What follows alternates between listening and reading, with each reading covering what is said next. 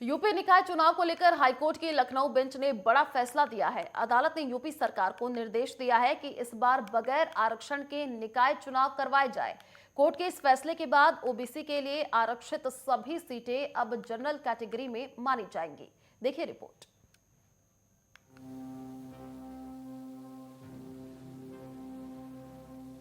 उत्तर प्रदेश निकाय चुनाव को लेकर हाईकोर्ट का बड़ा फैसला आ गया है। हाईकोर्ट की लखनऊ बेंच ने यूपी सरकार को झटका देते हुए निकाय चुनाव के लिए 5 दिसंबर को जारी ड्राफ्ट नोटिफिकेशन को खारिज कर दिया है।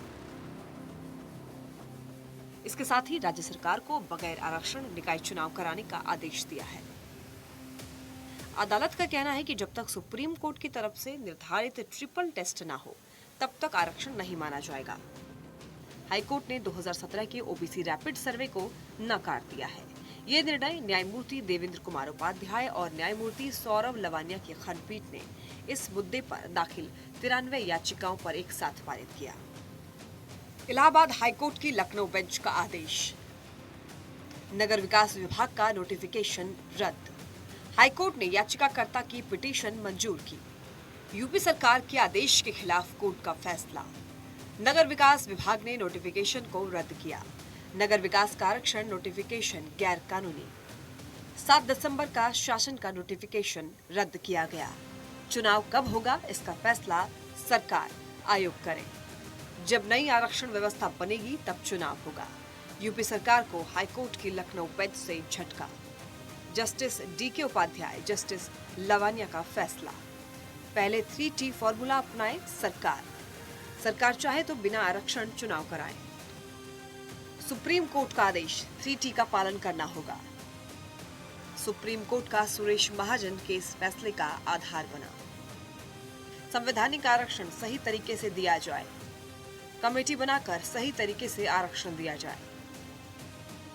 उत्तर प्रदेश में 2022 के वर्ष में जो निकाय चुनाव होने वाले थे, उसमें कुछ याचिकाएं माननीय उच्च न्यायालय में दाखिल हुई थी।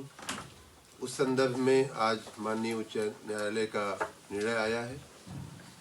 राज्य सरकार का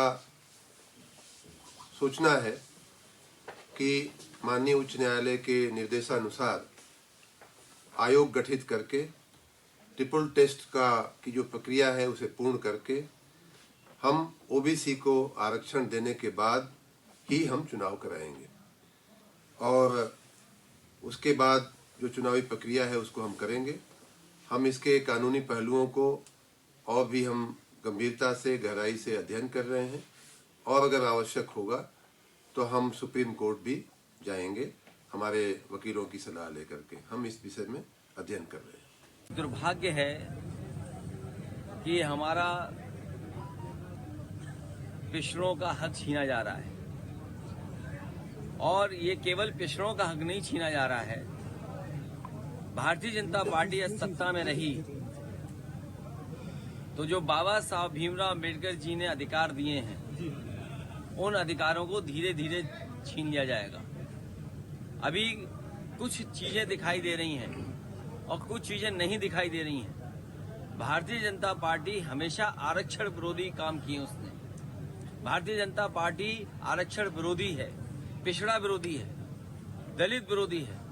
इन्हें संविधान की किसी भी व्यवस्था से कोई मतलब नहीं है। जो बाबा साहब भीमराव अम्बेडकर जी ने अधिकार दिए थे, उन अधिकारों को धीरे धीरे भारतीय जनता पार्टी छीनना चाहती है और जितने भी उनमें पिछड़े नेता हैं वो सब मुंह बंद करके बैठे हुए हैं। तो आरक्षण खत्म हो रहा है, ये सब छीन लेगी भारतीय जनता पार्टी। मैं बार बार इस बात को कहता हूं कि भारतीय जनता पार्टी अपनी मानसिकता से, अपनी विचारधारा से, अपने कर्मों से पिछड़ों, दलितों और शोषितों की विरोधी है। और आज जो हाईकोर्ट का फैसला नगर निकाय के चुनाव के संबंध में आया है, इससे एक बार फिर साबित हुआ है कि भारतीय जनता पार्टी पिछड़ों के खिलाफ है, पिछड़ों के आरक्षण के खिलाफ है, पिछड़ों को उनका हक देने के खिलाफ है। अब इस नगर निकाय के चुनाव में संवैधानिक प्रक्रियाओं का पालन करके आयोग बनाकर सर्वे कराकर आरक्षण लागू करना था, लेकिन जानबूझकर आदित्यनाथ जी की सरकार ने, भारतीय जनता पार्टी की सरकार ने ऐसा गड़बड़ आरक्षण किया कि हाई कोर्ट ने इनके नोटिफिकेशन को रद्द कर दिया, हाई कोर्ट ने इनके आरक्षण को रद्द कर दिया और यह कह दिया कि आप अगर प्रक्रियाओं का पालन करते हैं तो आरक्षण में ओबीसी को उनका हक मिलेगा, अगर आपने बगैर प्रक्रिया का पालन किए आरक्षण की व्यवस्था लागू की तो बिना आरक्षण के आप चुनाव करा दो। इसका मतलब उत्तर प्रदेश का नगर निकाय का चुनाव बगैर ओबीसी आरक्षण के होगा।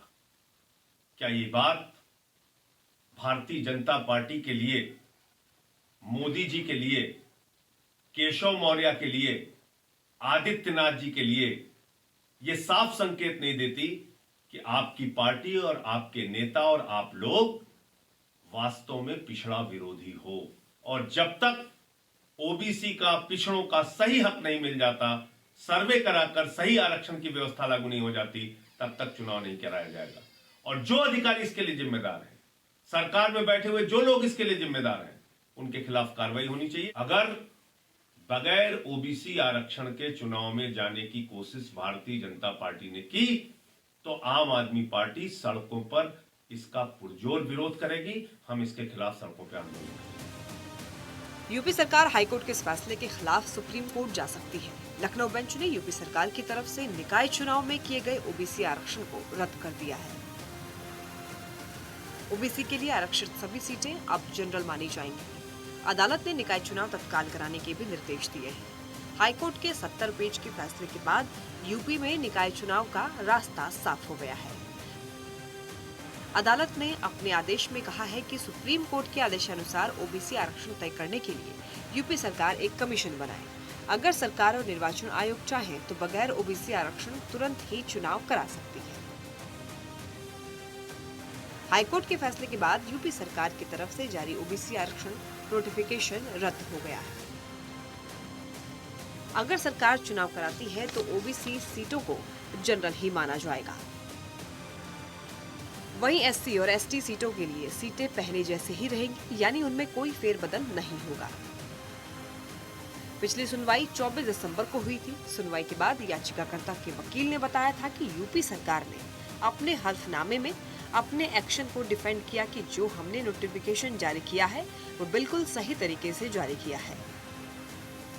लेकिन कोर्ट उनसे बहुत ज्यादा संतुष्ट नहीं थी। कोर्ट का कहना था कि आपने जो ये एक्सरसाइज की है उसका कोई डाटा नहीं है, बिना डाटा की एक्सरसाइज पूरी कैसे कर ली। कोर्ट उनसे डाटा मांग रही थी, लेकिन सरकार ने कोर्ट के समक्ष कोई डाटा प्रस्तुत नहीं किया है। वकील ने बताया कि सुनवाई के दौरान पिछले चुनाव का हवाला दिया गया था। साथ ही कहा गया कि 2014 और 2017 के चुनाव में भी बहुत सारे नियमों का उल्लंघन हुआ था। इसको लेकर अदालत में बहुत से मामले भी आए थे। उन्होंने कहा कि उसी डाटा के आधार पर ये चुनाव भी कराने का प्रयास कर रहे हैं। इसी वजह से अदालत में चुनौती दी गई है। हालांकि यूपी सरकार मामले को लेकर सुप्रीम कोर्ट का दरवाजा खटखटा सकती है। Bureau report, network 10।